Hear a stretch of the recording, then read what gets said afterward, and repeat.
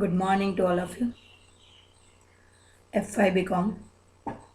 Today we start Unit 2nd. Unit 2nd. The second unit. In the second, there should be chapters. We know that in Unit 2nd,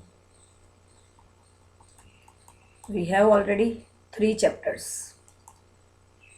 Chapter 1, Measures of Central Tendency, which we already completed. Now the chapter 2nd is Measures of Dispersion. Measures of dispersion. Measures means માપદંડ. Measures નો મતલબ થાય માપદંડ. માપદંડ. અને dispersion. Dispersion મતલબ dispersion નો meaning થાય વિસ્તરવું. વિસ્તરવું. બરાબર છે. તો measures of dispersion એટલે શું? તો statistics point of view જ્યારે હું આ શબ્દનો અર્થ કરવા જવું તો એવું કહી શકાય કે સ્ટેટિસ્ટિક્સની અંદર મેજોરિટી આપણી પાસે ડેટા ઓફ કલેક્શન હોય છે. ડેટા ઓફ કલેક્શન હોય છે એટલે કે ગ્રુપ ઓફ ડેટા હોય છે. ડેટા ઓફ કલેક્શન એટલે એનો મતલબ શું થયો? ગ્રુપ ઓફ ડેટા હોય છે એટલે કે ઘણી બધી સંખ્યાઓનો સમૂહ આપણી પાસે હોય છે.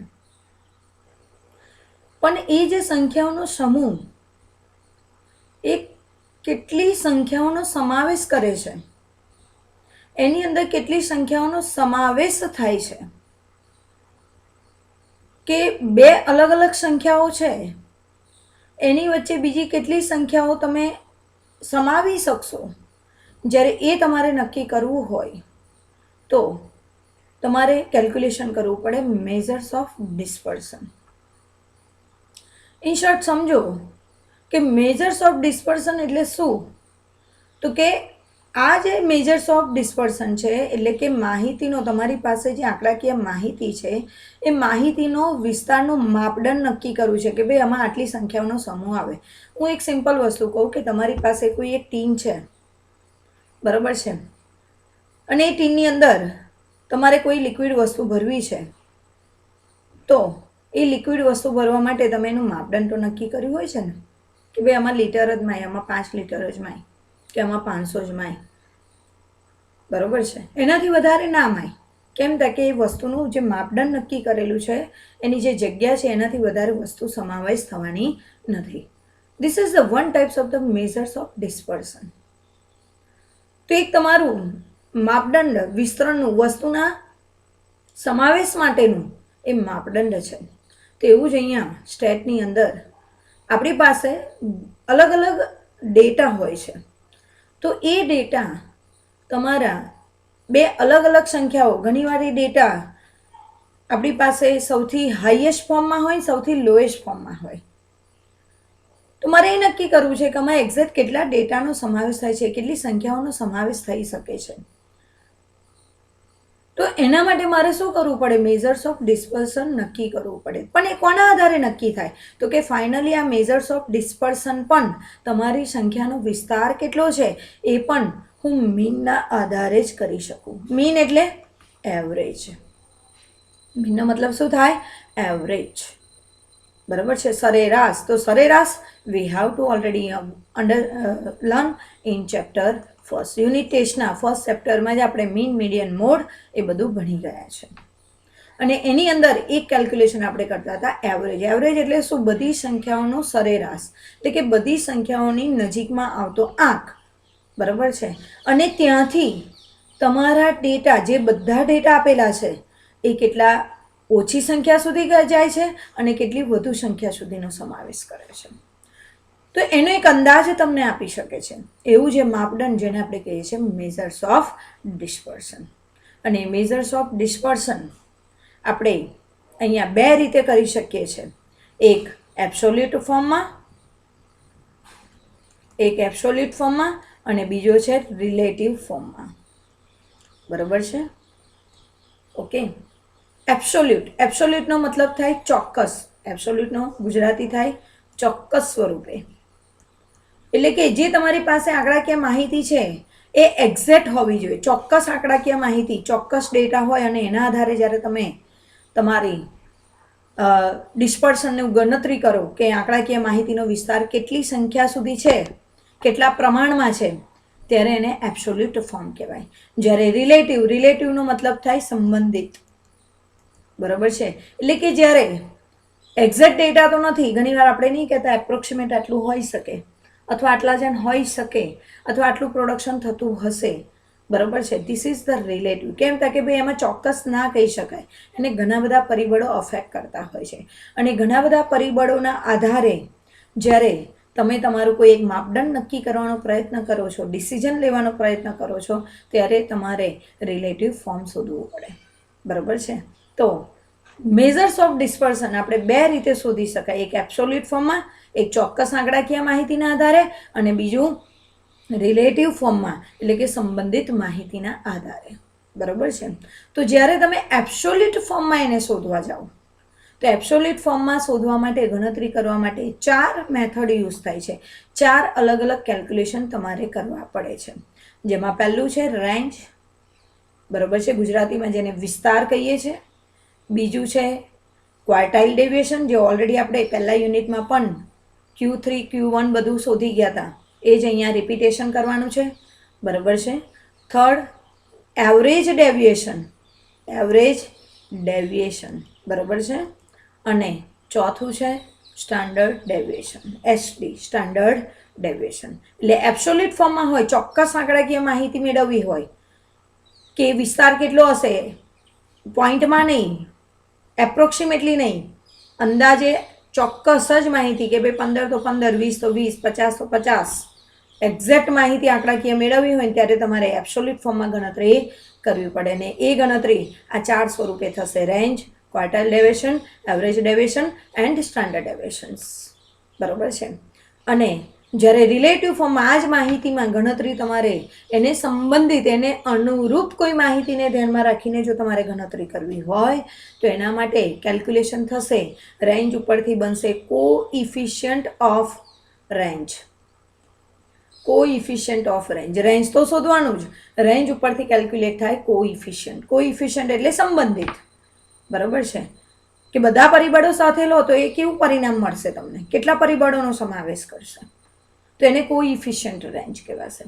એવી જ રીતે ક્વાર્ટાઇલ ડેવિએશન પરથી રિલેટિવ ફોર્મમાં જો તમારે શોધવાનું હોય તો એના માટે શોધાશે કોઇફિશિયન્ટ ઓફ ક્વાર્ટાઇલ ડેવિએશન્સ.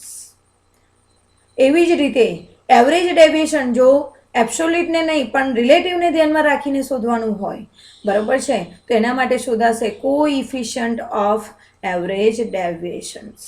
ઓકે. અને લાસ્ટ સ્ટાન્ડર્ડ ડેવિએશન. એબ્સોલ્યુટમાં છેલ્લું ફોર્મ તમે ગણતરી કરવી હોય સ્ટાન્ડર્ડ ડેવિએશન, પણ એના એ જ આંકડાકીય માહિતી પરથી જો રિલેટિવ ફોર્મમાં તમારે આન્સર જોઈતો હોય, બરાબર છે, તો એમાં શોધવામાં આવશે કોઇફિશિયન્ટ ઓફ સ્ટાન્ડર્ડ ડેવિએશન્સ. ટૂંકમાં ઇન શોર્ટ તમારે અહીંયા એબ્સોલ્યુટ અને રિલેટિવ ફોર્મમાં એ બંને પ્રકારના આધારે મેઝર્સ ઓફ ડિસ્પર્સનના જે એક્ઝામ્પલ છે એ 8 ટાઈપ ઉપર આધાર રાખે છે. આ 8 પ્રકારના એક્ઝામ્પલ છે. એમાં બહુ નાના એક્ઝામ્પલ છે. ટોપિક બહુ નાનું છે, ખાલી એક અન્ડરસ્ટેન્ડિંગ પોઈન્ટ ઓફ વ્યૂ આ બધા કન્સેપ્ટ આપણે ડિટેલમાં જઈએ છીએ કે એનો ક્યાં અને કેવી રીતે ઉપયોગ થાય છે. અધરવાઇઝ એક્ઝામ્પલ બહુ નાના છે. બરાબર છે. તો now this is the whole chapters of the summary, કે ભાઈ ચેપ્ટર્સની અંદર તમારે આટલા ટોપિક આપણે ડિસ્કશન કરવાના છે. એક્ઝામ્પલ પોઈન્ટ ઓફ વ્યૂ જોવા જઈએ તો રેન્જ, એના પરથી coefficient of range, quartile deviation પરથી coefficient of quartile deviation, average deviation પરથી કોએફિશિયન્ટ ઓફ એવરેજ ડેવિએશન, બરાબર છે, સ્ટાન્ડર્ડ ડેવિએશન પરથી કોએફિશિયન્ટ ઓફ સ્ટાન્ડર્ડ ડેવિએશન. આટલા મેથેમેટિકલી કેલ્ક્યુલેશન કન્સેપ્ટ આપણે ક્લિયર કરવાના છે. તો now we start. what is the meaning of dispersion? ધ્યાન રાખજો, એકલો ડિસ્પર્સનનો અર્થ આપણે પહેલાં સમજીએ છીએ કે એકલું ડિસ્પર્સન એટલે શું. બરાબર છે. એકલું ડિસ્પર્સન સમજીએ છીએ. એકલું ડિસ્પર્સન નોટ, પછી મેઝર્સ ઓફ ડિસ્પર્સન. નાઉ સી, જો dispersion meaning and definition: the degree to which data tend to spread about an average value is called the variation or dispersion of data. Variation એટલે તફાવત, બરાબર છે. એટલે ડિસ્પર્સનનો પણ મતલબ શું થાય? તફાવત. એટલે કે બે આંકડા વચ્ચેનો તફાવત કેટલો છે, બે આંકડા વચ્ચે કેટલા બીજા આંકડા સમાઈ શકે છે, એ દર્શાવતું જે માપદંડ, જેને આપણે કહીએ છીએ ડિસ્પર્સન, બરાબર છે. તો ફરી સમજો, મિનિંગ શું કહે છે?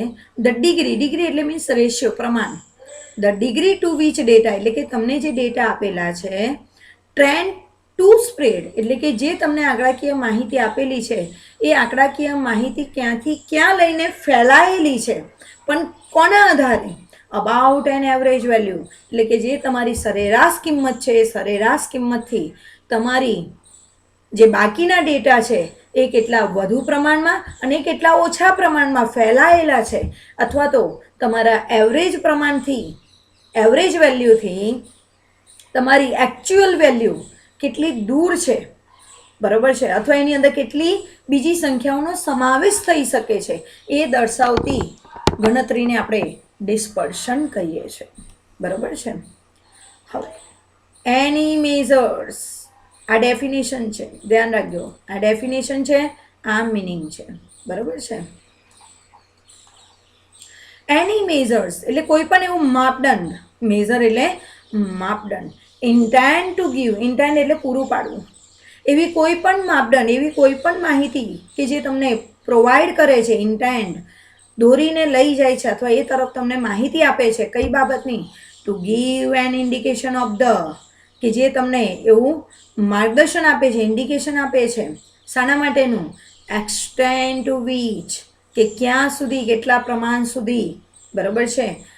The individual observation differ on average form of mean or any other measures of central value is called the measures of dispersion or a measures of variations. બરાબર છે. એટલે કે અહીંયા એવી તમારે સંખ્યા શોધવાની છે કે જે તમે તમારી કિંમત એવરેજ, સરેરાશ જે વેલ્યુ છે, એવરેજ ફોર્મ ઓફ મીન, જે તમે એવરેજ શોધ્યું છે, અથવા બીજું કોઈ પણ મેઝર્સ ઓફ સેન્ટ્રલ વેલ્યુ એટલે કે એમાં મીન આવી ગયું, મીડિયન આવી ગયું, મોડ આવી ગયું. એટલે કે મીનથી તમે મીનની જે વેલ્યુ છે, મોડની જે વેલ્યુ મળે છે, અથવા તો મીડિયનની જે વેલ્યુ મળી, એનાથી તમારા બાકીના જે ઇન્ડિવિજ્યુઅલ ઓબ્ઝર્વેશન છે, એટલે કે એક બીજા દરેક સંખ્યાઓ તમારા એવરેજ સંખ્યાથી કેટલા દૂર પર આવેલા છે, કેટલા ડિસ્ટન્સ પર આવેલા છે, એની વચ્ચેનો તફાવત જે છે, એને આપણે કહીએ છીએ measures of dispersion or measures of valuation. આજે હું પાદરાથી બરોડા, તો મને ખબર છે કે 16 કિલોમીટરનું અંતર છે, તો એ જે બે પ્લેસ વચ્ચેનું અંતર છે, જેને આપણે કહીએ છીએ મેઝર્સ ઓફ ડિસ્પર્સન. પણ હું આજે અટલાદરા ઊભી રહું અને અટલાદરાથી એવું કહું કે પાદરા કેટલા કિલોમીટર છે અને બરોડા કેટલા કિલોમીટર છે, તો એ જે એવરેજ વેલ્યુ કે ભાઈ હું અટલાદરા ઊભો છું, ત્યાંથી મારે પાદરા આવવું છે, કેટલા કિલોમીટર છે, this is the measures of dispersion, કે તમારી એવરેજ જગ્યાએથી તમારી એક્ઝેક્ટ પ્લેસ કેટલા ડિસ્ટન્સ પર આવેલી છે, બરાબર છે. Okay, now as a information form આપ્યું છે, as this measures give an average of the difference of the items including a group from an average of these items. They are also known as the average of the second order. એટલે કે measures of ડિસ્પર્સન એ તમારા બધા જ data એ તમારી average સંખ્યાથી, સરેરાશ સંખ્યાથી કેટલા દૂર પર આવેલા છે એનું માપદંડ બતાવે છે.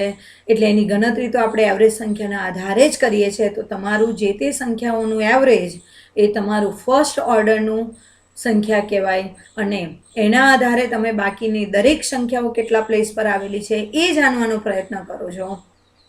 એટલે મેઝર્સ ઓફ ડિસ્પર્સનનું બીજું નામ છે એવરેજ ઓફ સેકન્ડ ઓર્ડર. આ એમસીક્યુ માટે ધ્યાન રાખજો, બરાબર છે. એટલે મેઝર્સ ઓફ ડિસ્પર્સનના બીજા બે નામ છે, મેઝર્સ ઓફ વેરિએશન બીજું પહેલું નામ, અને બીજું નામ એવરેજ ઓફ સેકન્ડ ઓર્ડર તરીકે પણ ઓળખાય છે, બરાબર છે. ઓકે, ના હવે એના ઓબ્જેક્ટિવ કયા કહે છે ને હેતુઓ કહે છે. તો 3 ઓબ્જેક્ટિવ છે. ડિસ્પર્સન ગણતરી કરવાનો હેતુ શું છે?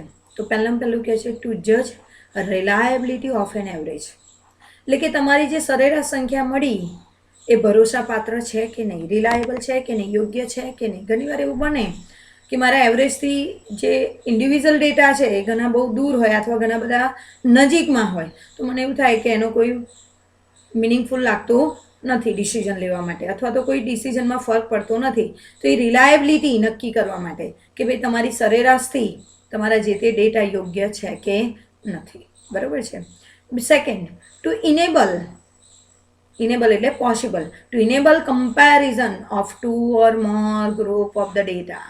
જ્યારે તમારી પાસે એક કરતાં વધારે ડેટા હોય, ઓપ્શન હોય, તો એમાંથી કયો ઓપ્શન બેસ્ટ છે તમારા માટે, અને એ તમારે જો સિલેક્ટ કરવું હોય તો એના માટે આપણે મેઝર્સ ઓફ ડિસ્પર્સન કાઉન્ટ કરવું પડે.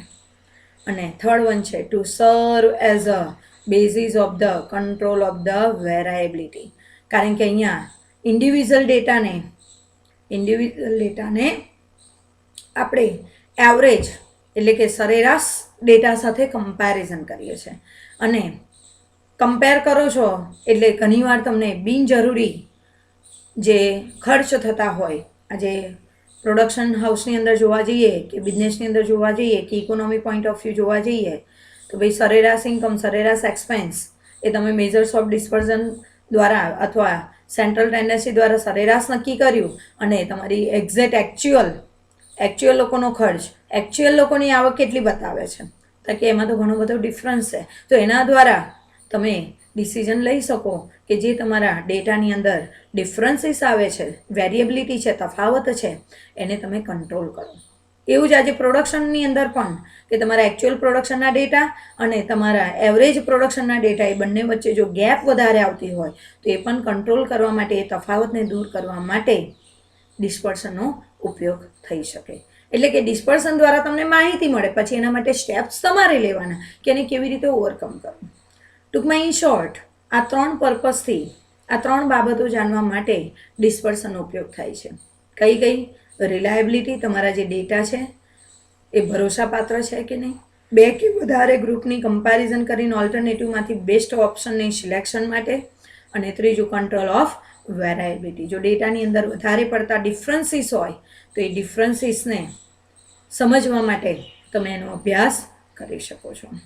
નાઉ the next topic is requisites of a good measures of dispersion. Requisites એટલે રિક્વાયરમેન્ટ, જરૂરિયાત, of a good measures of dispersion એટલે કે જ્યારે તમે માહિતીના વિસ્તરણનો અભ્યાસ કરો તો કઈ બાબતો જરૂરી છે, શા માટે આ ડિસ્પર્સનની ગણતરી કરવામાં આવે છે. અને બીજા શબ્દમાં આપણે કહી શકીએ need of a goods measure of dispersion. Need, રિક્વિટ્સની બાજુમાં શબ્દ લખી રાખજો, needs. A measures of dispersion should possess all those properties which are considered essential for a good measures of central tendency. એટલે કે સેન્ટ્રલ ટેન્ડન્સીની અંદર આપણે જેવી રીતે જોઈ ગયા અલગ અલગ કેલ્ક્યુલેશનની અંદર કે મીન, મીડિયન, મોડ, એના દ્વારા તમે અલગ અલગ પ્રકારની જરૂરિયાતોને સંતોષી શકો છો. તો એવી રીતે મેઝર્સ ઓફ ડિસ્પર્સનના કેલ્ક્યુલેશન પણ જે as a decision point of view તમારી જે નીડ છે એ નીડ સેટિસ્ફાય કરવામાં તમને હેલ્પફુલ બને છે. એને ધ્યાનમાં રાખીને અહીંયા એને યુઝ કરવામાં આવે છે. તેમાં પહેલો પોઈન્ટ છે વાઇઝલી. આ વાઇઝલી વંચાય, વાઇઝલીનો મતલબ થાય નેમલી, એટલે કે એ કઈ જરૂરિયાતો છે 1 by 1 નીચે આપેલી છે, બરોબર છે. તો પહેલું છે ઇટ શુડ બી રિઝિડલી ડિફાઇન. રિઝિલી એટલે કે ચોક્કસ બાબતોને ધ્યાનમાં રાખીને એને દર્શાવવામાં આવે છે. એટલે કે આજે ડિસ્પર્સનની ગણતરી કરો ને તો એના ક્રાઇટેરિયા કે એને કે હાઉ ટુ કેલ્ક્યુલેટ એ અગાઉથી તમે નક્કી કરેલું હોય છે, એટલે એને કહે છે ઇટ શુડ બી રિઝિલી ડિફાઇન. બીજું છે it should B simple to understand. It should B simple to understand એટલે કે બહુ ઇઝીલી તમે એને સમજી શકો છો. ડિસ્પર્સન દ્વારા ગણતરી કરીને જેની ઇફેક્ટિવનેસ છે ફેક્ટર્સની એ તમે ઇઝીલી અન્ડરસ્ટેન્ડ કરી શકો. It should B easy to calculate. આપણે કેલ્ક્યુલેશન કરીશું એટલે ખ્યાલ આવશે. મેં તમને કીધું નાના નાના એક્ઝામ્પલ્સ છે, બહુ શોર્ટ ચેપ્ટર્સ છે. એટલે એક સામાન્ય ફોર્મ્યુલા મૂકીને ઇઝીલી તમે કોઈ પણ તમારું ફેક્ટર્સ હોય એનું કેલ્ક્યુલેટિવ ફોર્મમાં તમે ટ્રાન્સફર કરી શકો છો. તો easy to calculate. Fourth one છે it should be capable for further algebraic treatment. એટલે કે મેઝર્સ ઓફ ડિસ્પર્ઝનમાં જે તમે કેલ્ક્યુલેશન કરો છો, ડેટા છે તમારા, એ જ ડેટાના આધારે બીજા રિલેટિવ્સ, બીજા સંબંધિત, બીજા જે નેસેસરી તમારે જે ડિસિઝન લેવાના હોય કે કેલ્ક્યુલેશન્સ કરવાના હોય, તો એ જ ડેટાના આધારે તમે ફોર્મ્યુલાના યુઝ કરીને અલગ અલગ કન્સેપ્ચ્યુઅલ કેલ્ક્યુલેશન પણ તમે કરી શકો છો. એટલે કે એક જ ઇન્ફોર્મેશન પરથી બીજા કેલ્ક્યુલેશન પણ પોસિબલ બની શકે છે. It should be base on all the observations. અહીંયા જ્યારે કેલ્ક્યુલેશન કરીશું આપણે, જે તમને મેં કીધું કે સ્ટાન્ડર્ડ ડેવિએશન આવે છે, ક્વાર્ટાઇલ ડેવિએશન્સ આવે છે, તો એ બધી ગણતરી જ્યારે આપણે કરીશું તો એની અંદર જેટલા નંબર ઓફ ઓબ્ઝર્વેશન આપેલા હશે, જેટલા ડેટા આપ્યા હશે, એ બધા જ ડેટા કેલ્ક્યુલેશનમાં કન્સિડર થાય છે. કહેવાનો મતલબ ઇન શોર્ટ, કોઈ ડેટાને ઇગ્નોર કરવામાં આવતો નથી. બરાબર છે. And next, it should not be unduly affected by the extreme values. એટલે કે આમાં કોઈ જ્યારે તમે કેલ્ક્યુલેશન કરો મેઝર્સ ઓફ ડિસ્પર્ઝનનું, એટલે કે કોઈ પણ વિસ્તરણની ગણતરી કરો છો સ્ટાન્ડર્ડ ડેવિએશન દ્વારા, ક્વાર્ટાઇલ ડેવિએશન દ્વારા, બરાબર છે, કે પછી રેન્જ દ્વારા, તો અનનેસેસરી એટલે કે તમને ગેરમાર્ગે દોરે અથવા તો બિનઉપયોગી મળે એવી કોઈ ગણતરી અહીંયા કરવામાં આવતી નથી. અનનેસેસરી કેલ્ક્યુલેશન નથી થતા. જે કંઈ કેલ્ક્યુલેશન કરશો એ તમને તમારા ફોર્મ માટે, ડિસિઝન લેવા માટે તમને ક્યાંક ને ક્યાંક હેલ્પફુલ બને છે. It should be affected as little as possible by the fluctuations of sampling. એટલે કે અહીંયા મેઝર્સ ઓફ ડિસ્પર્સન જ્યારે કેલ્ક્યુલેશન કરીએ ને, તો કોઈ એક ડેટામાં એક સામાન્ય એઝ લિટલ એઝ નાનામાં નાનો ફેરફાર હોય ને, તો એ તમારા સેમ્પલિંગમાં એટલે કે તમારા ડેટાની અંદર, તમારા ડિસિઝનની અંદર અફેક્ટ કરતો હોય છે. કારણ કે કીધું ને, બધા જ ઓબ્ઝર્વેશન કેલ્ક્યુલેશનમાં લેવાય છે. તો આજે 0.1 કે 1% કે 1 નંબરથી તમારા ડેટાની અંદર જો ચેન્જ થાય તો તમારા ડિસિઝન પર એની બહુ મોટી અસર તમને જોવા મળતી હોય છે. બરાબર છે. તો આટલી બાબતોને ધ્યાનમાં રાખીને મેઝર્સ ઓફ ડિસ્પર્સન કેલ્ક્યુલેશન કરવામાં આવે છે. ઓકે. હવે મેઝર્સ ઓફ ડિસ્પર્સન કોને કહેવાશે? જે મેં તમને સમજાવ્યું કે મેઝર્સ ઓફ ડિસ્પર્સનના 2 પ્રકાર છે. અને બીજા શબ્દમાં એવું કહી શકાય, લખી રાખજો, ટાઈપ્સ ઓફ ડિસ્પર્સન. બાજુમાં લખી રાખજો, ટાઈપ્સ ઓફ ડિસ્પર્સન. બરાબર છે. કયા કયા ટાઈપ્સના ડિસ્પર્સન છે? તો 2 છે. એબ્સોલ્યુટ એટલે ચોક્કસ, બરાબર છે, અને રિલેટિવ એટલે સંબંધિત. એટલે કે ચોક્કસ માહિતી આપી હોય તો, અને રિલેટિવ્સ એટલે સંબંધિત, એક કરતાં વધારે પરિબળો આપેલા હોય અને કેલ્ક્યુલેશન થતું હોય. તો એબ્સોલ્યુટ મેઝર કોને કહેવાય? તો કે it is said to be in absolute form when it states the actual amount of the dispersion. Okay. કે ચોક્કસ આંકડાકીય માહિતી, ચોક્કસ વિસ્તરણ તમને આપેલું હોય ડેટાનું, એટલે કે જે કંઈ માહિતી આપી છે calculation point of view, A absolute ડેટામાં છે, ચોક્કસ પ્રમાણમાં જ આપેલી છે, તો એને આપણે એબ્સોલ્યુટ મેઝર્સ કહી શકીએ. When measures of dispersion is expressed in terms of original units or series, it is a term as an absolute value. આ બીજો અર્થ છે. ખાલી ડેફિનેશન જ છે 2 અલગ અલગ શબ્દોમાં એબ્સોલ્યુટ મેઝરની. ફરી સમજો એબ્સોલ્યુટ એટલે શું? તો કે વેન મેઝર્સ ઓફ ડિસ્પર્સન, બરાબર છે, વિસ્તરણનું માપદંડ એક્સપ્રેસ એટલે દર્શાવેલું હોય કયા ફોર્મમાં in terms of original units of a series એટલે કે ઘણા બધા નંબરોના સમૂહની જે છે માહિતી એ એબ્સોલ્યુટ ઓરિજિનલ ડેટા જે છે એ જ માહિતી તમને રજૂ કરવામાં આવેલી હોય અથવા તો એક્ઝેક્ટ ડેટાની અંદર માહિતી આપવામાં આવેલી હોય ત્યારે એને કહેવામાં આવે છે એબ્સોલ્યુટ મેઝર્સ. બરાબર છે. એટલે આ એમસીક્યુ માટે ડેફિનેશન પરથી પૂછી શકાય, ધ્યાન રાખજો બંનેમાં. નેક્સ્ટ છે રિલેટિવ મેઝર. રિલેટિવ મેઝર્સ એટલે શું? Relative measures of dispersion is obtained by, કેવી રીતે મેળવાશે? તો કે ડિવાઇડિંગ ધ, ડિવિઝન કરવાનું શાને? એબ્સોલ્યુટ મેઝર એટલે કે આ જે આન્સર મળે એબ્સોલ્યુટ મેઝરનો એને ડિવાઈડ કરવાનો કોના વડે? By the average from which the deviation have been obtained એટલે કે જે તમને એબ્સોલ્યુટ મેઝર મળ્યો એનો જે આન્સર છે એને ડિવાઈડ કરવાનો કોના વડે? તો કે average value of the deviations have been obtained એટલે કે જે સંખ્યાથી તમને એબ્સોલ્યુટ મેઝર મળ્યું એનો જ એવરેજ લઈને એ આન્સરને એના જ એવરેજ વડે ડિવાઈડ કરવાથી જે તમને આન્સર મળે એને આપણે કહીશું રિલેટિવ મેઝર્સ. એટલે ફોર્મ્યુલામાં બહુ માઇનોર ચેન્જ હશે એબ્સોલ્યુટ મેઝરની અને રિલેટિવ મેઝરની. કેમ? તો કે જે એબ્સોલ્યુટ મેઝરમાં જે ફોર્મ્યુલાનો યુઝ કરીને તમે આન્સર મેળવશો એ જ આન્સરને એની જ વેલ્યુ વડે એના જ એવરેજ વડે ફરી ડિવાઈડ કરવાથી તમને રિલેટિવનો આન્સર મળશે. બરાબર છે. અનધર વર્ડ્સમાં હવે એનું એક્સપ્લેનેશન આપ્યું છે. જુઓ શું કીધું, આ ડેફિનેશન થઈ.